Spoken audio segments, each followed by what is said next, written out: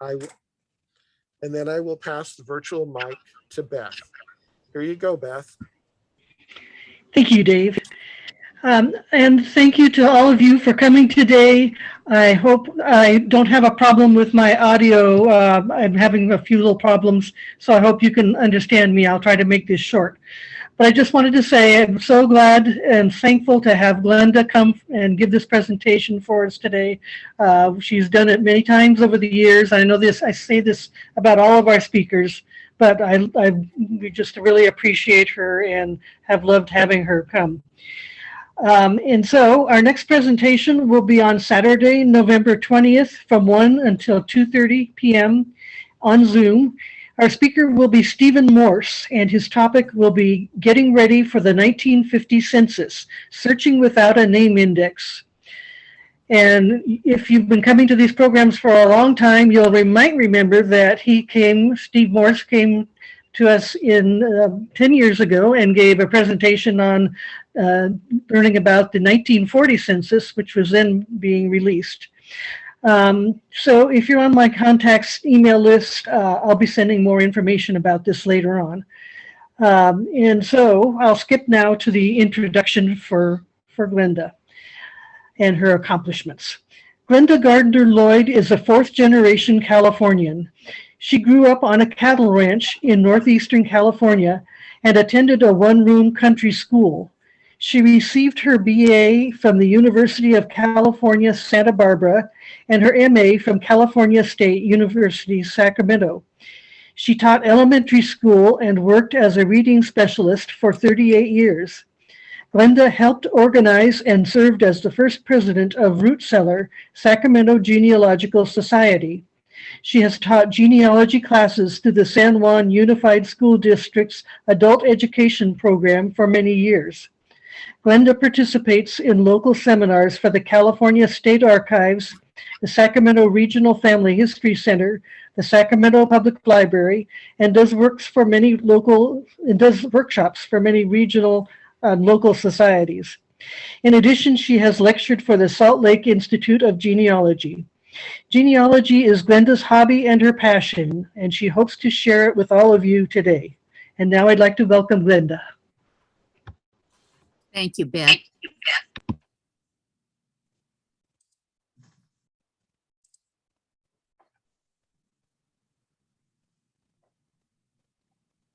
Okay, right off the bat, I can't see the very beginning, so I need that black bar moved up. Can I do that? I need to thank David for helping me get started. This is a write-up that Kimberly Brown did in 2010, and I thought she gave a really good summary of this so that I included it in this.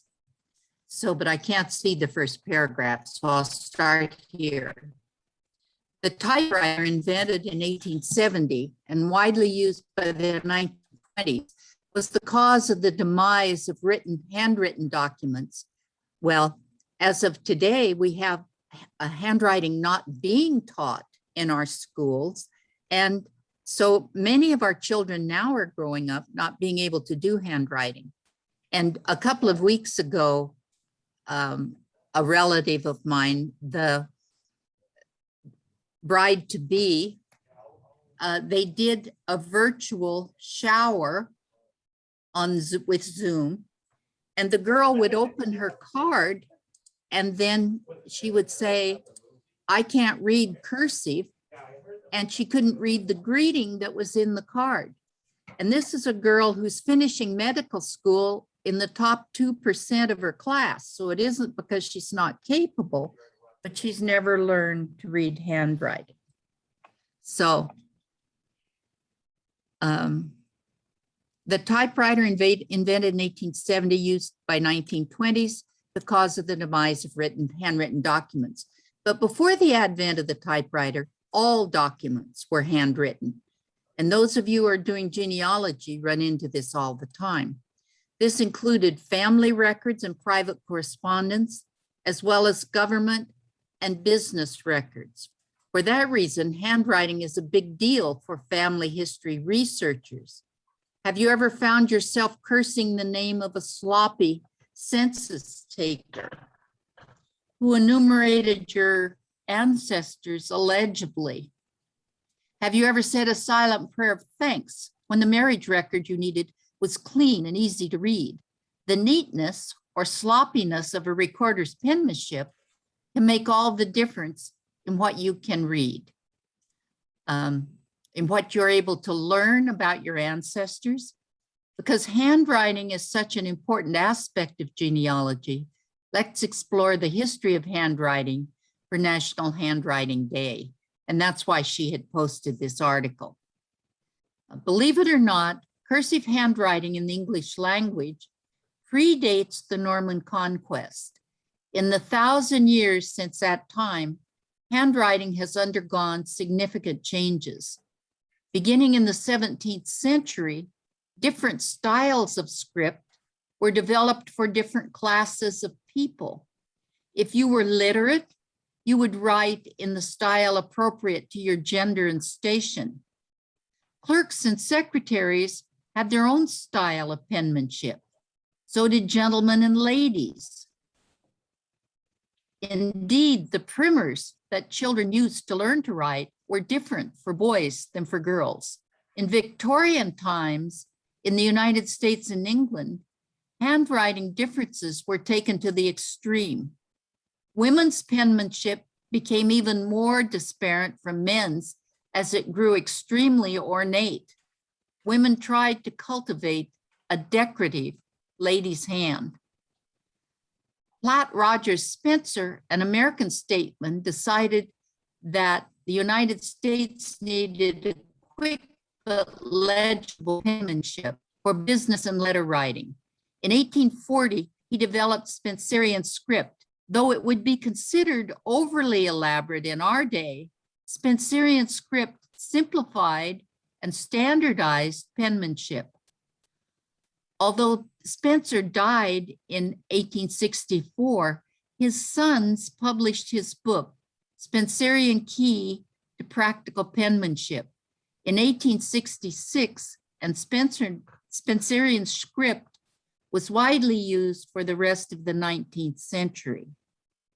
In 1888, Austin N. Palmer divided a simpler style of cursive penmanship, and the Palmer method gradually replaced Spencerian script as the handwriting style taught to American school children.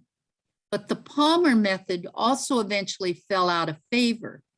Typewriter and computer instruction replaced penmanship courses in American schools. Instruction in handwriting has declined from 2 hours a day in the 19th century to less than 2 hours per school year in 2007. It appears, however, that handwriting is making an upswing. Some schools, afraid that penmanship is becoming a lost art, are reintroducing it into their curriculum. Many more schools and students around the nation are participating in national handwriting contests.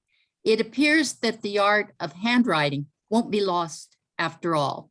So that's good news. But after hearing this girl at the bridal shower saying she couldn't read cursive, I don't know that I'm much encouraged.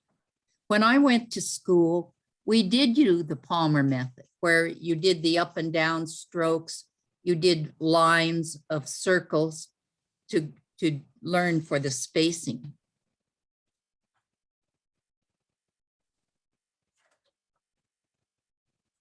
Well, all right.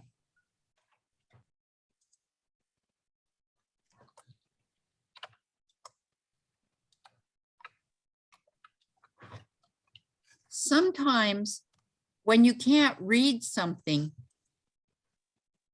are you seeing the black line at the top of my screen? No, we're not. We're not seeing the black line at the top of your screen. I'm not. Okay, I am, and I can't read through it. All right, sometimes when you can't read the cursive writing, if you place a piece of yellow paper under the screen, if it's like a microfilm reader, or gold colored acetate on the top of the image to increase the contrast, it makes it so that you can read that. I'm not able to get rid of this. Yeah.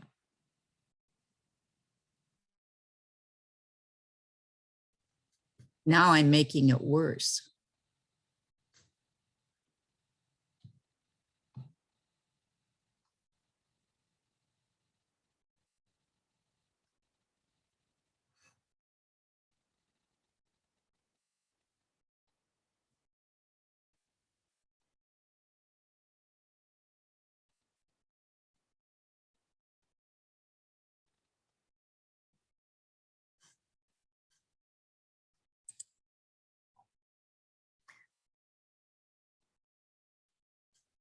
We're not seeing any black bar at the top of the screen. Okay, I am. So you can read it and I can't, but reading the handwriting in many old documents is a challenge. These strategies will be helpful in deciphering what it says.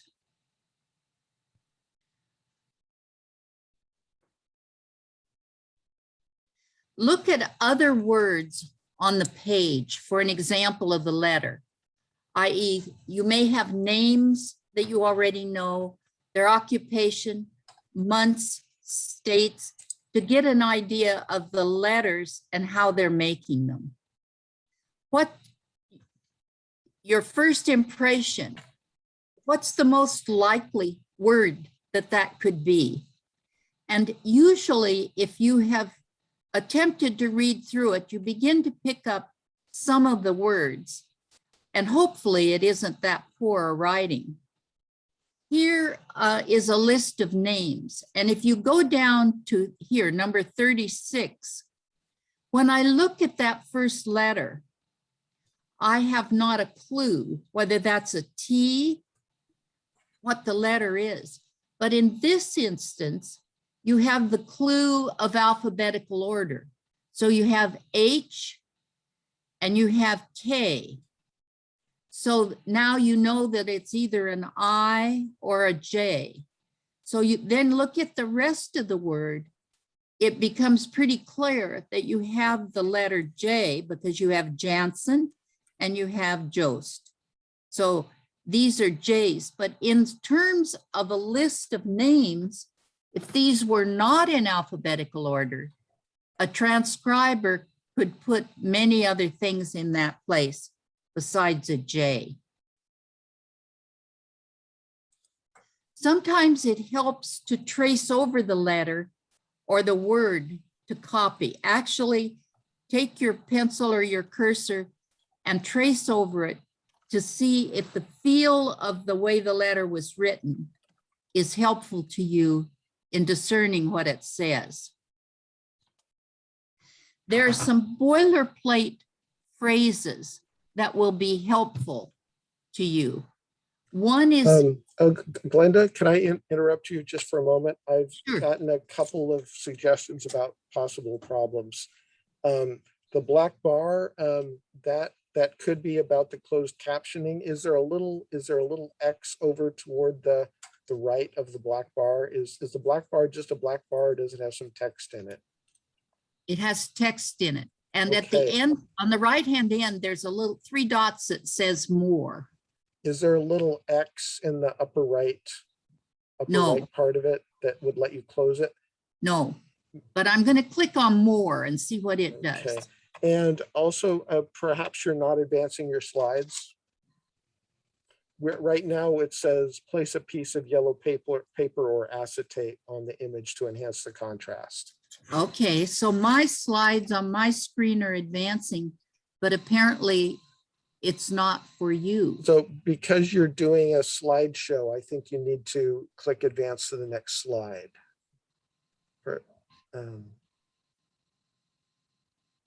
Okay, I don't see that on here. I've always, Okay. well, I've done Zooms several times before, but this is not, I'm having difficulties. Okay, maybe it would be better to take it out of slide mode and do it the way you normally do it with, it sounds like maybe you do it a little bit different way normally. Well, I don't think so, but Okay.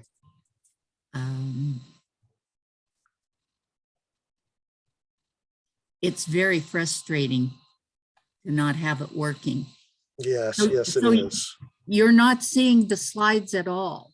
We're seeing the slide that says place a piece of yellow paper or acetate on the image to enhance the contrast. Okay, that's clear back at the beginning.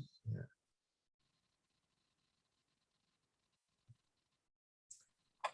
Okay, now we're seeing your normal control screen. If that's more comfortable for you, the slides will be smaller for us, but maybe maybe that'll work better for you.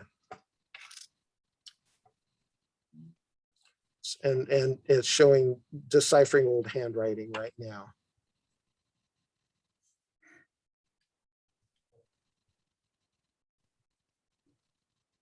I may have a nervous breakdown here.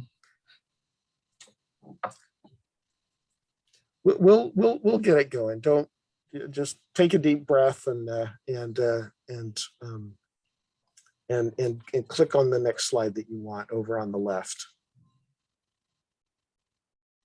Okay, I don't have them over there, but Oh, all right. Well, we're talking here about deeds. Are you looking at a slide that shows you about deeds? no, we're seeing your Still the we're- first slide. we're seeing deciphering old handwriting, and it's in your control view where you have all the slides off to the left there, and in the middle is the slide that you're on. You could click resume slideshow. I see that.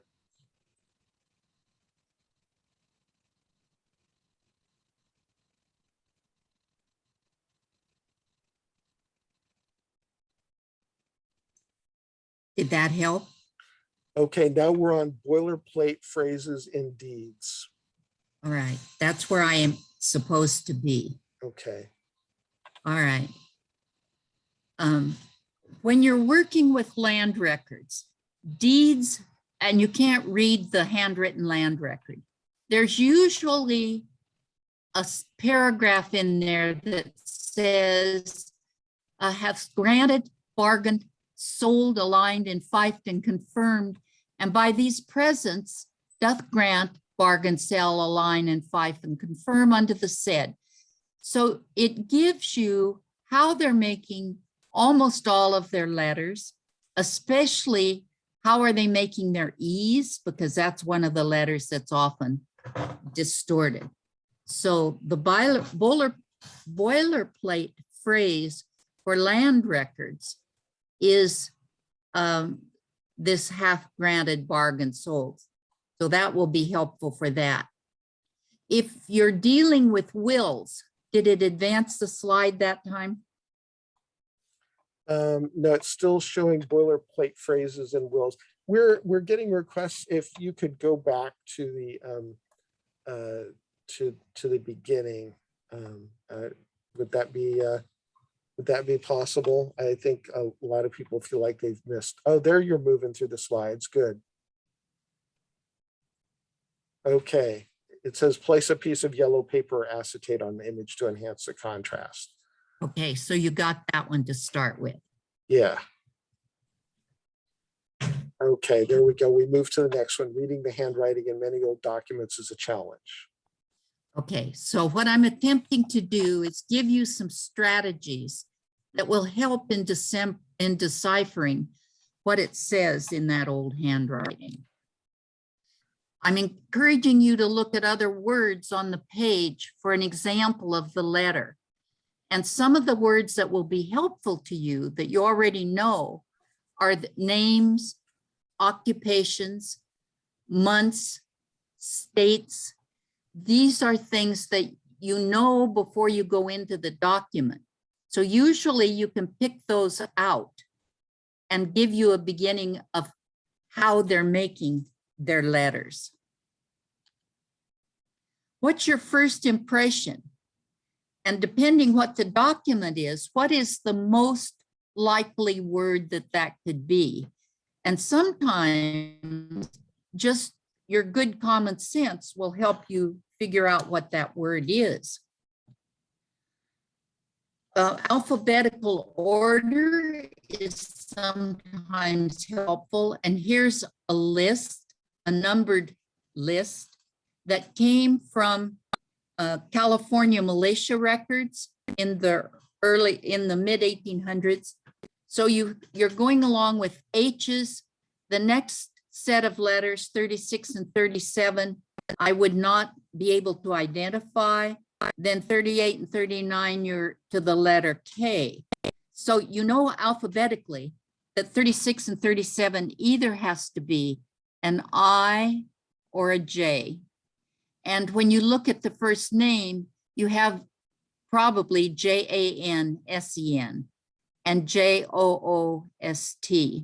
So alphabetical order is very helpful when you can't read what the name says. Trace over the letter or the word to copy it. Sometimes just in the physical movement of taking your pen over the letter or over the word, you'll be able to figure it out. Boilerplate phrases, I think this is the last one we did. When you're working with land records and deeds, there's usually a phrase partway through the land record that will say, hath granted, bargained, sold, aligned, enfifed, and confirmed, and by these presents doth grant, bargain, sell, align, enfife, and confirmed unto the said, and then it will be the person's name.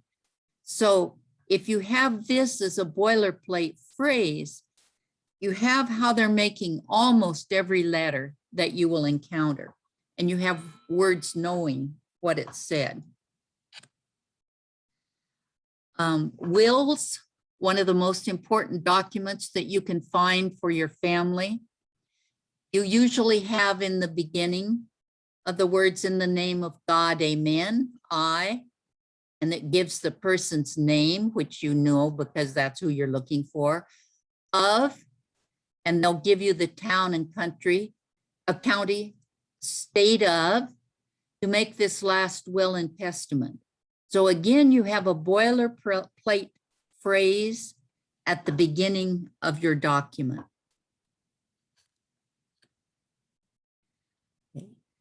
You may have abbreviations used for names, and one of the handouts I gave you has a list of those. But here on this handout, it's giving you, for instance, here, Abraham. So they give you the AB with the line through it, telling you that letters have been left out. Here's also an example for Abraham. Anthony, they put ANTH, and then this little Y is up above. Here for Charles, you have 2, and they have Charles and then a CE here or E at the end, or Charles with an S.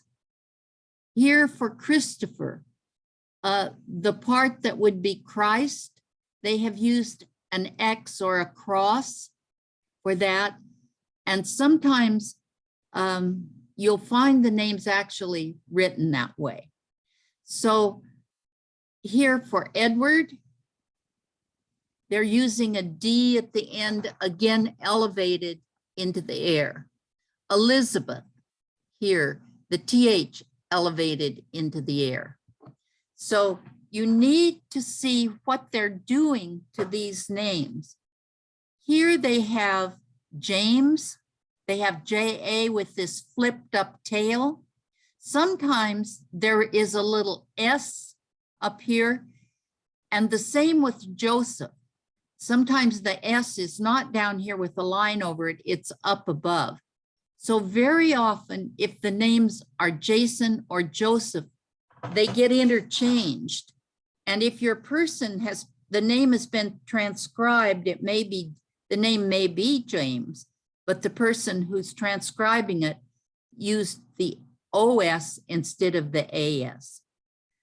Here you have John, a usual abbreviation for John, JNO, but very often that O is elevated. So just be aware of that. I'm not going to go over every one of these, but be aware of that. Over here, they're giving you some abbreviations that are pretty consistently used. And one of them is Ditto. Now, sometimes it has a capital D, but you'll see Ditto on census records. They use it for the surname. Instead of writing it on every line, they use Ditto.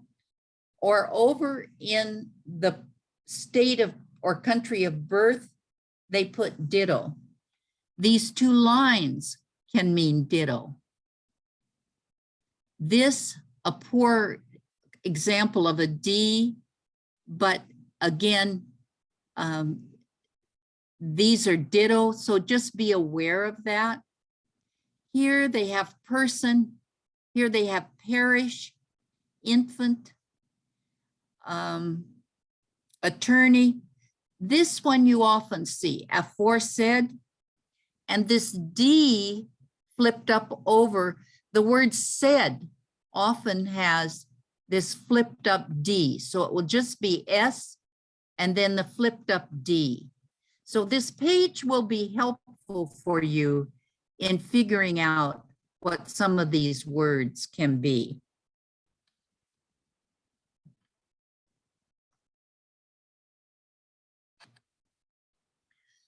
Another thing that's sometimes helpful is read from the end of the word. You can figure out the letters at the end of the word easier than you can figure them out at the beginning. So start at the end of the word and cover the letters up as you go backwards. Isolate the letter you can't read with your fingers or with little pieces of paper. Sometimes it's helpful to just concentrate on that one letter.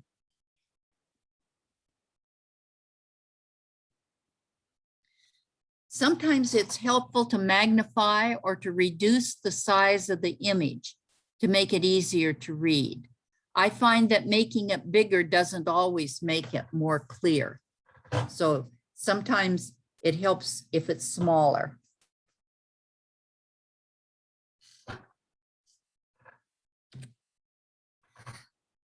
Move the image to a different position on the screen. Sometimes, if you're using the computer, to put it at the top of the screen is helpful. I often put it up in the top right-hand corner. Now, why I can see it, read it better up there, but sometimes that's helpful. Sometimes it helps to tilt your screen a little bit or look at it sideways, because just changing that much of the position of it may clarify it so you can read it. Ask a friend what it says.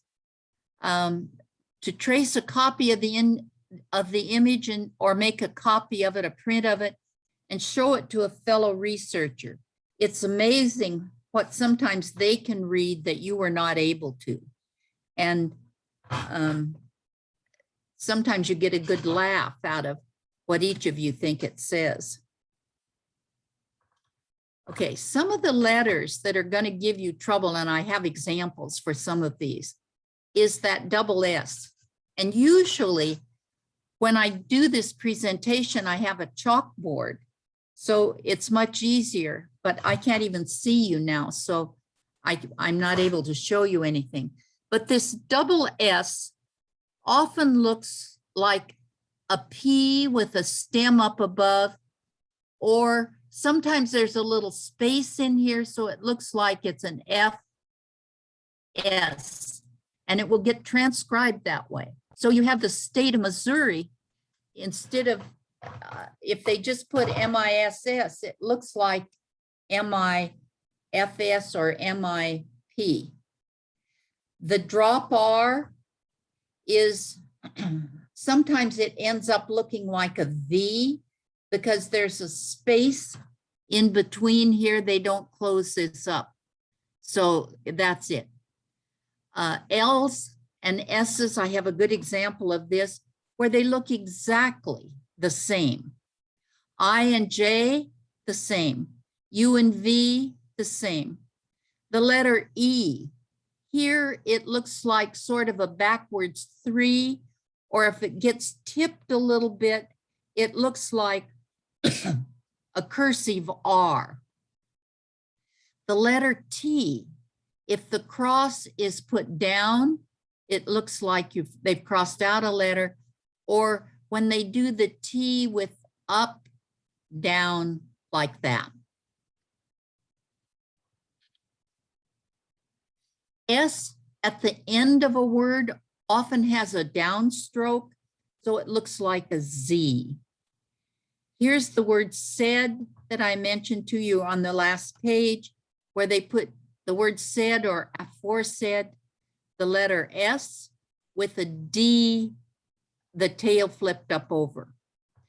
In earlier cursive writing, E is made like an O, and I have a really good example to show you of that. You may have a loop at the end of the letter. Here's an H with a loop at the end on the capital letter. And that often gets transcribed as an E or an O. And sometimes the tail of the word above or the top of the letter reaching up makes it look like it belongs to the other letter.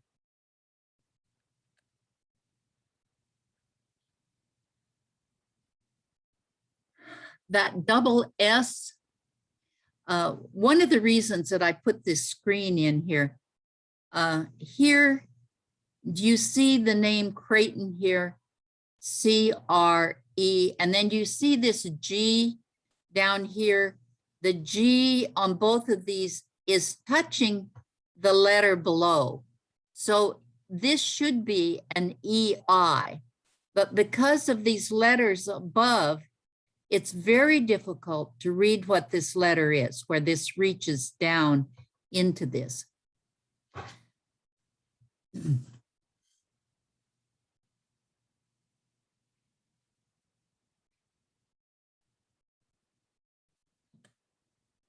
The drop R, here the L and S, and you have the rest of the word here to help you with that.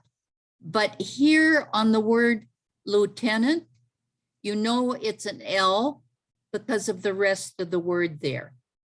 Here you have the letter S because it's on the word sergeant. But it's very difficult to tell that. Here, it looks like it is not easy to read, but because you have the rest of the word, you know that it's an S for Simpson. When you come down to this word, it would be easy to be able to count that as a T rather than an S, because TH would work as well as SH. However, I'm quite sure it's an S. Here's an example of that drop R. So I think this word, this name is MG Shore. Here you have another example of the S, and usually you're not thrilled when you have the word Smith in your genealogy, but here's a prime example of it making it much easier for you to figure out what the word is. All right. Here, I and J, sometimes it's very difficult to tell which one they are. And this one, I think, is not in your handout, but here you have the letter I bequeath my soul to God and my body to the earth.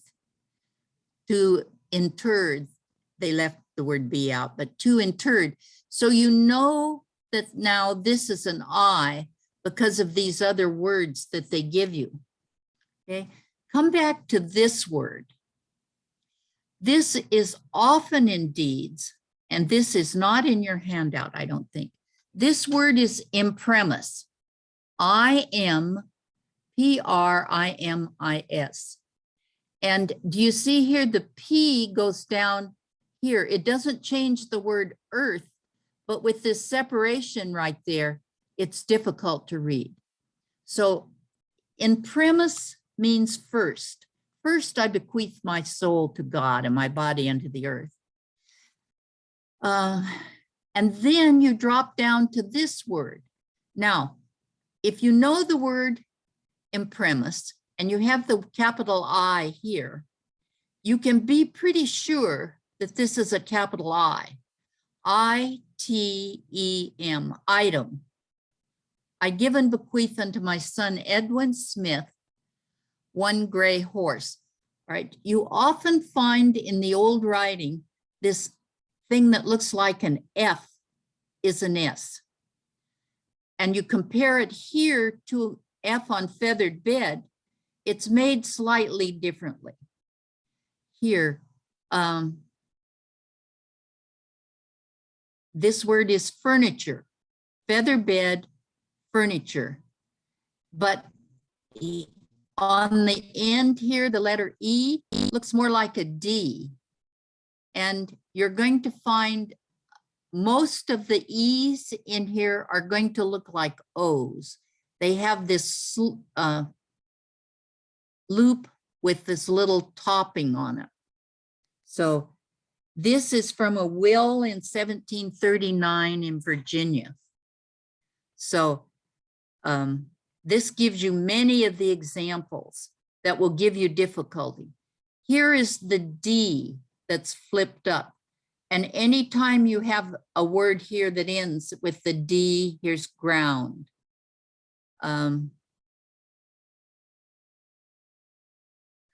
Here, I by itself again. Here's item again. Item. I give unto my two sons, John.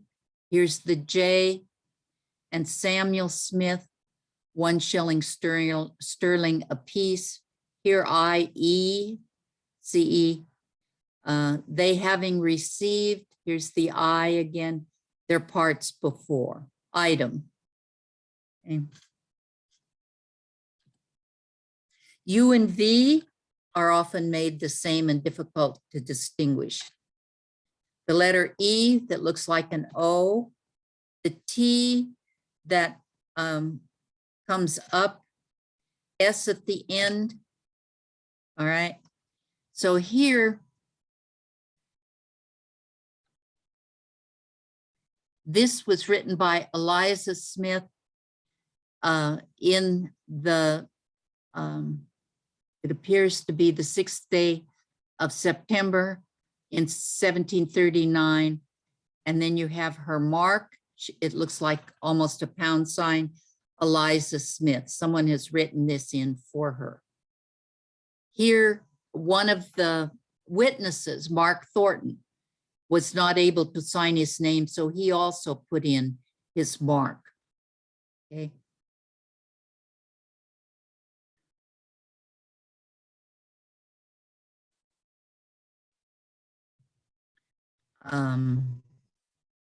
Here, the E looking like the O, it continues, not in this particular word, but here, know all men by these. Here you have an E and an E, both of them look much more like A's. By these presents, that I, Benjamin Smith, of the county of Frederick, in the colony of Virginia, for and in consideration of the sum of 15, here you can see the 2 E's look like O's, pounds, 16 shillings, 6 pence current money of Virginia. To me, here's the E again, looks exactly like the O on too. So once you're aware that the E is going to look like an O, it makes it fairly easy to read. Okay, what is this word? I hear some of you saying you see the word hill. Okay, when we go on down this list, here again we have the letter with a loop here and OWE for the rest of the word. So this is a much easier example to pick out. But here is H by itself with this loop on the end of it. So very often this would get transcribed not as hill, but as Neil, N-E-I-L-L. Here, you might get this transcribed since there's an H here with that loop on it, but often H-E-O-W-E. Here's Harrington, H, and I would bet some transcribers would do H-E-A-R-R-I-N-G-T-O-N. So be aware of this loop at the end of a capital letter, because you're going to find that the transcriber includes it as a letter. So loops at the end of capitals. And this is an example that I have just added. I have this name, William Cochran, in the family. And the name, his middle name here is very clearly written Brenton, B with an R, B-R-E-N-T-O-N. But many places the family have said it's Benton, B-E-N-T-O-N. So I was very pleased to find this in a marriage license. Clearly, this is the license, and also in the marriage certificate, the R is very clear. Here, R here, here the R here. Now, so also I have just found his World War I draft registration, and there's an R at the top, but there's also an R down where he signed his name. So I'm quite sure that it should be Brenton. Okay. Here is his wife, W-I-L-I-A-B-E-L-L-E, Willabelle. But this is the name that is giving me difficulty. So to me, it looks like L-R-E-S-C-H. The transcriber transcribed this as a C.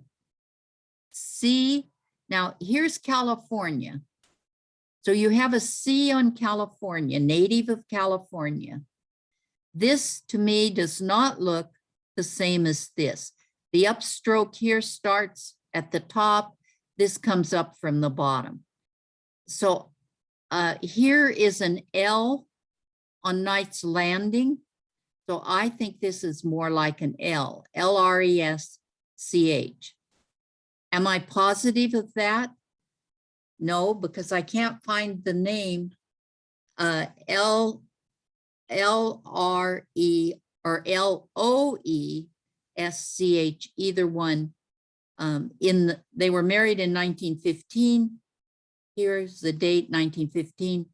So I was looking for L-E-O-S-C-H or C-R-E-S-C-H.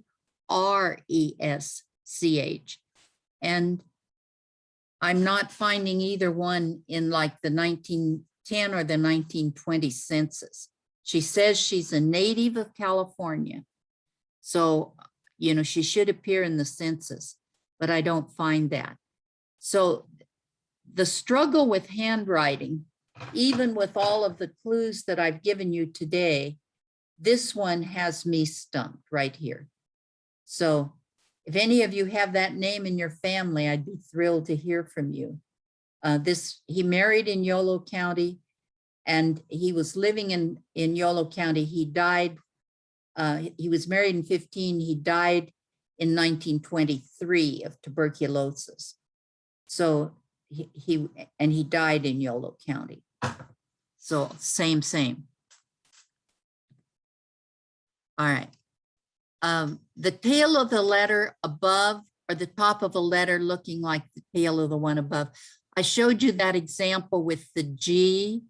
So the letter formations that look confusing have to do with either the top letter dropping down or the letter that reaches up and touches the letter so you think it has a tail on it.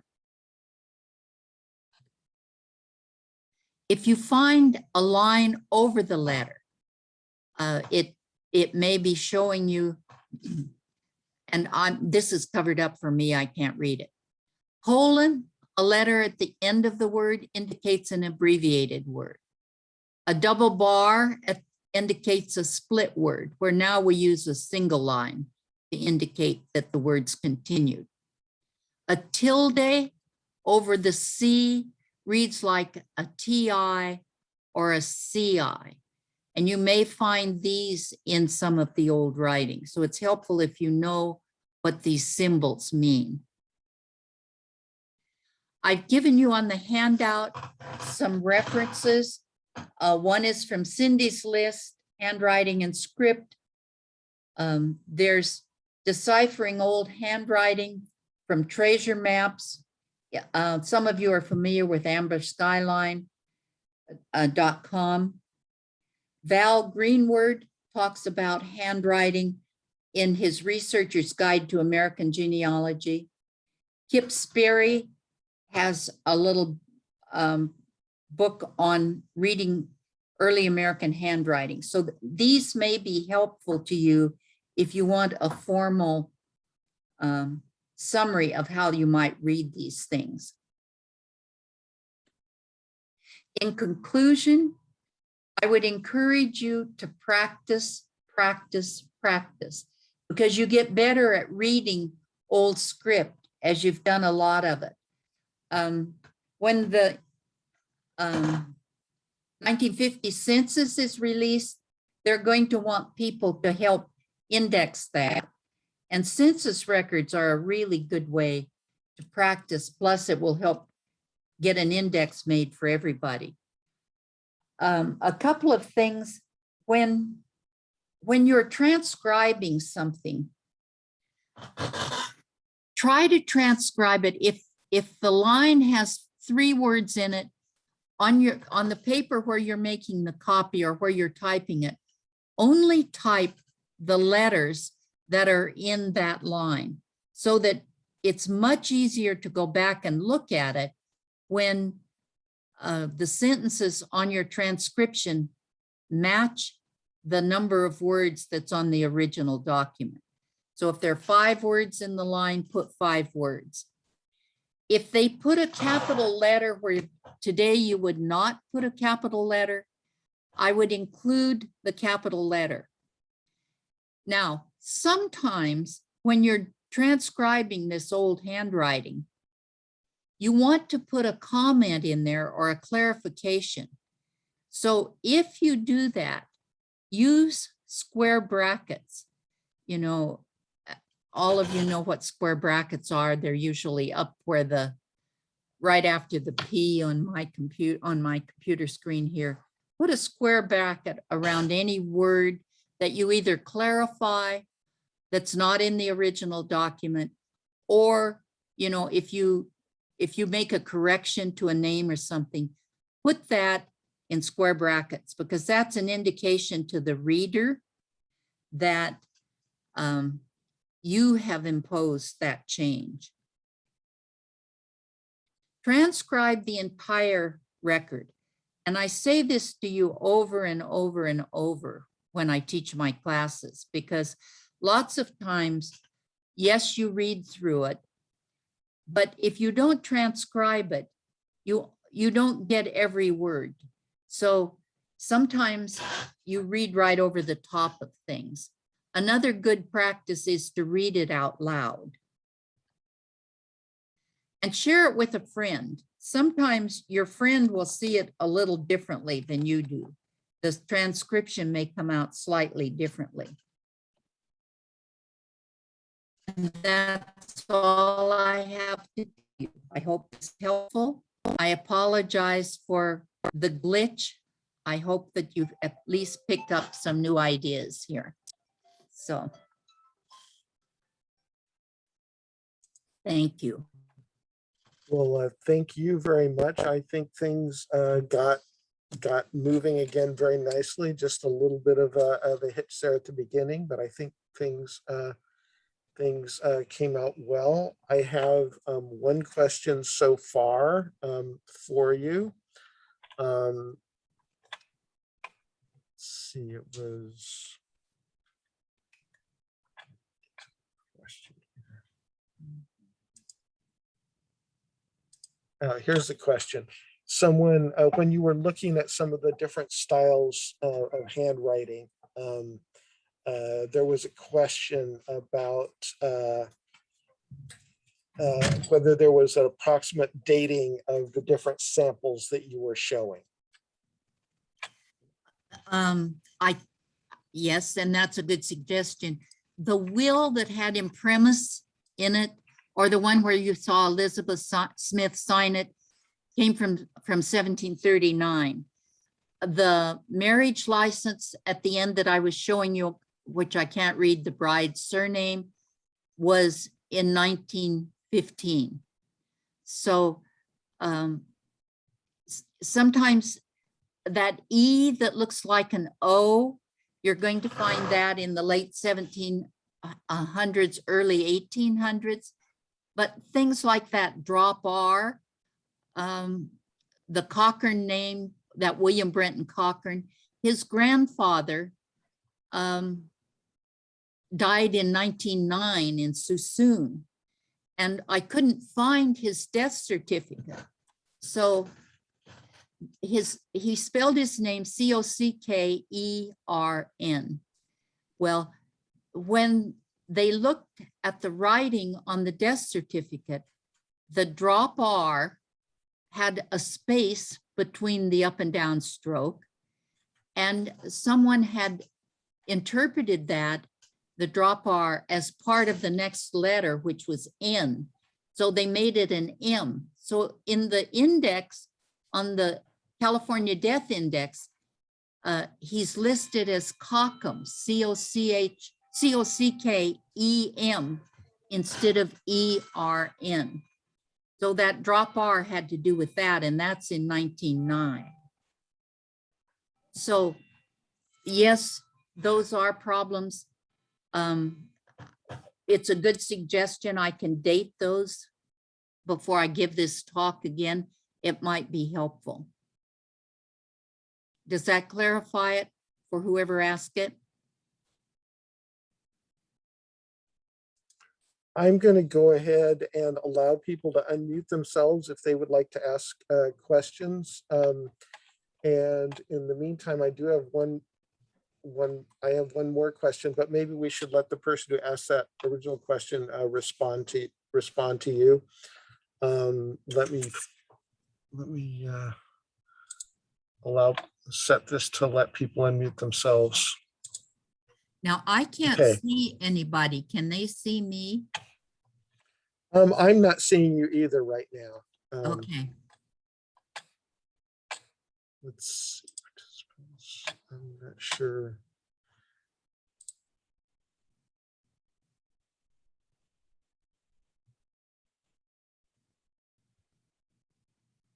Let's see. Okay, I'm going to click exit full screen here. I think it got set to full screen. Okay, now I'm able to see you and other people. Although we're not going to let people start their videos since this is being recorded. Okay, would anyone like to ask a question? You can unmute yourself now. Yes, I asked the old handwriting symbols dates. So Glenda, I'm assuming 1700s, 1800s mostly on those strange symbols that you've got listed there. Most of them, yes. And I had a, Although oh, go ahead. I see some that are into the 1900s that are pretty strange too. So just be aware of them. I also learned the Palmer method in school, and I'm thinking your last name, I would like to see it in front of me if you can flash on that screen again. But was it L-O-E-R? Oh, Your okay. Lord, I want to say it was Lorch. Okay, let me see if I can go back to that. And I don't know if I can. Am I talking to Joyce? Yes, you are. Okay. Your name came up, so I can't seem to make it go backwards now.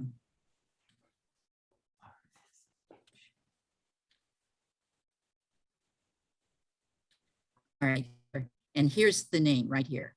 So to me, it right on this one, and I also have the marriage certificate, but it's even more faded than this, so it's harder even to read than this one is.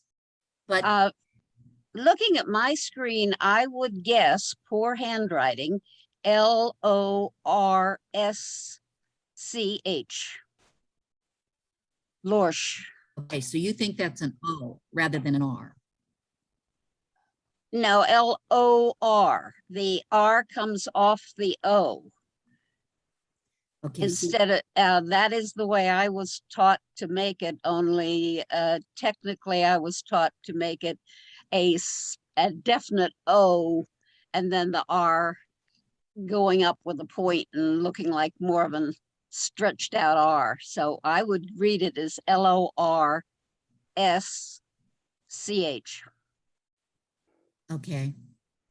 See, and I read that as R and then to an E, because when you look at the E in Brenton, right above it, 2 lines, it looks very much like the letter before the S in it. So, Yeah, it could be an E, L-O-R-E-C-H or S-H maybe. well, and I'm very pleased to have your input because, you know, I don't know it, I can't find it, and I can't find a family for Willabelle. You'd think with a name like Willabelle, you could, you know, search by the given name and find it, but I can't. I haven't. Good, thank you for your input.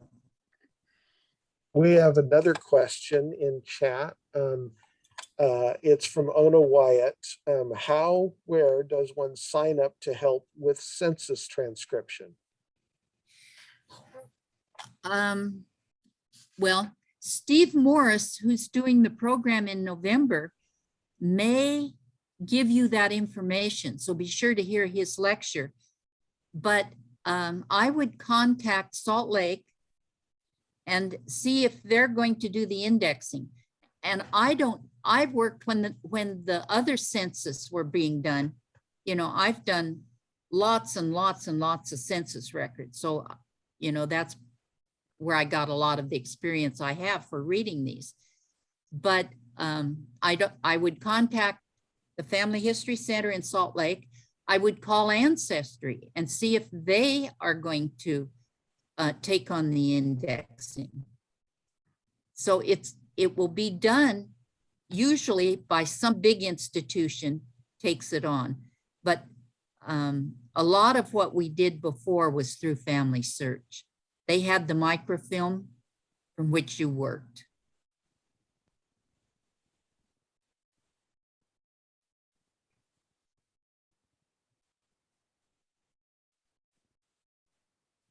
Alicia? Yes. Hi, Miss Glenda. Just have a suggestion for you. You mentioned the name Willabelle. You had a hard time finding her. Yes. Perhaps you can look under Willie, spelled with Oh. an I at the end or IE at the end. And just look for Willie instead of Willabelle. Willabelle. Yep. You can play with that, and then also see if you can look for or perhaps find Millie. Oh, okay. I haven't tried either of those. I was thinking with the bell on the end that it might be, you know, you could search with a given name. Yes. It'd be so much easier than, I thought it might just come up in the census, but it didn't, either for 1910 or 1920. So good And- suggestion. Thank you. You're welcome. And one more thing, since you mentioned the year, you may also, and I absolutely hate these, find initials. I hate initials. They're worse than cursive. Hopefully that'll help. I agree with you on that initial part. I think it was a lazy census taker that used initials. And I always wish I could have contributed to their ink supply so that, you know, you got a darker image. Any other questions? All right. I'm sorry for the disturbance of the, I have someone asking if they can see the chart of abbreviations again. and by the way, that's in your handout. So We have a second handout that I have put up, and I'll put up again before we close, that does have that.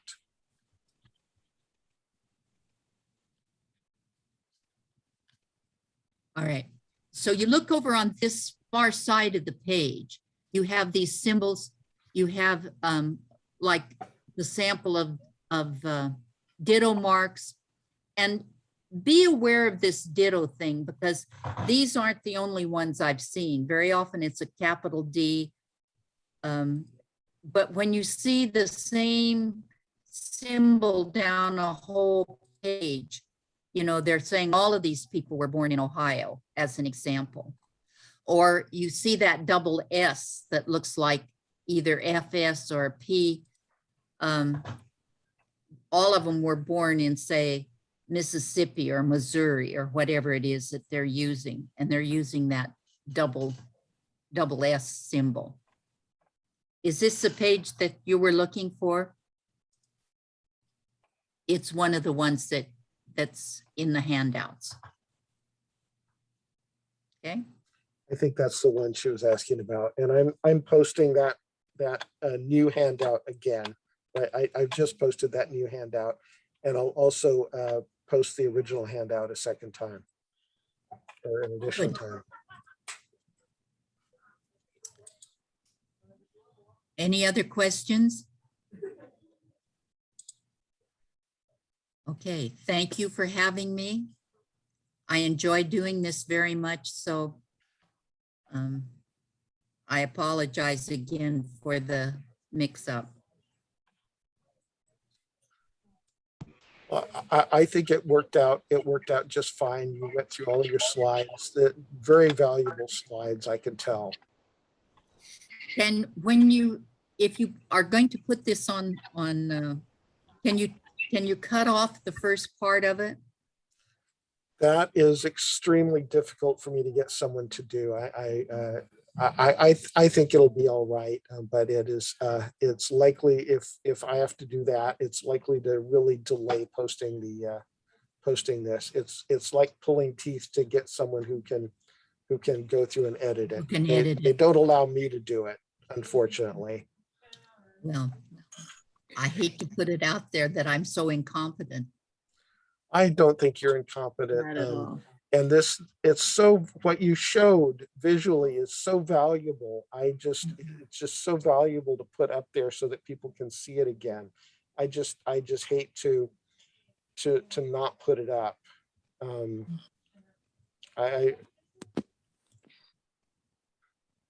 Well, I won't be there when they say, what on earth was she doing? So Hey, it's, Dave, if you send me an email, I can give you a few steps on how to trim the Zoom to cut out the first part. It's really easy.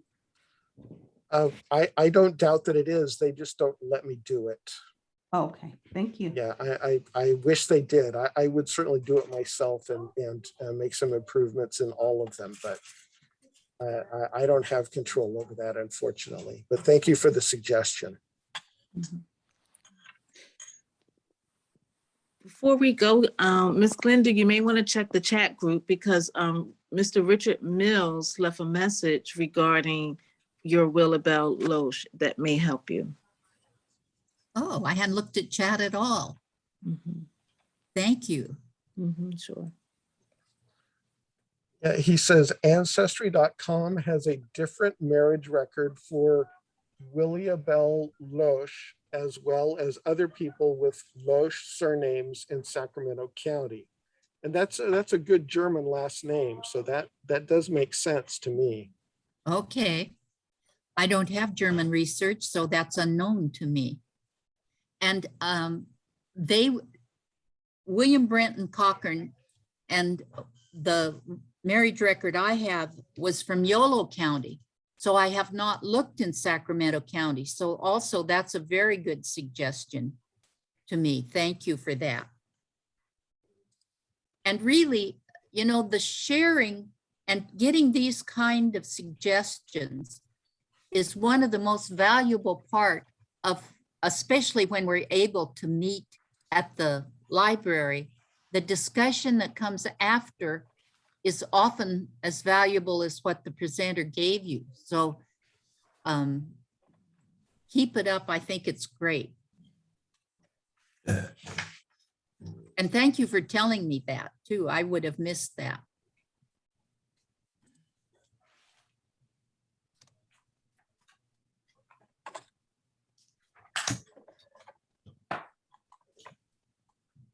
Any others?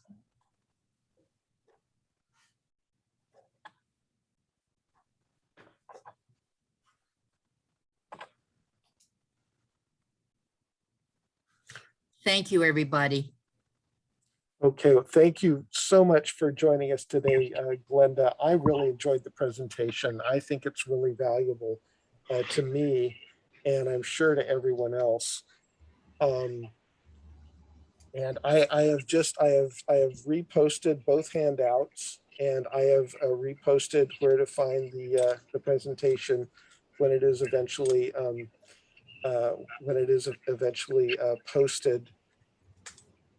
And I want to remind everyone that our next presentation will be November 20th. Getting ready for the 1950 census, searching without a name index. And that will be presented by Stephen Morse.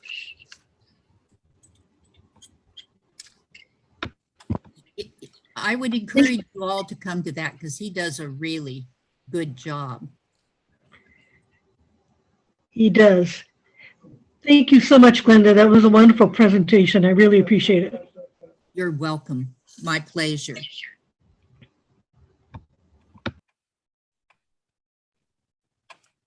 Okay, thank you so much, everyone. Thank you for attending. I will go ahead and shut down the Zoom room now.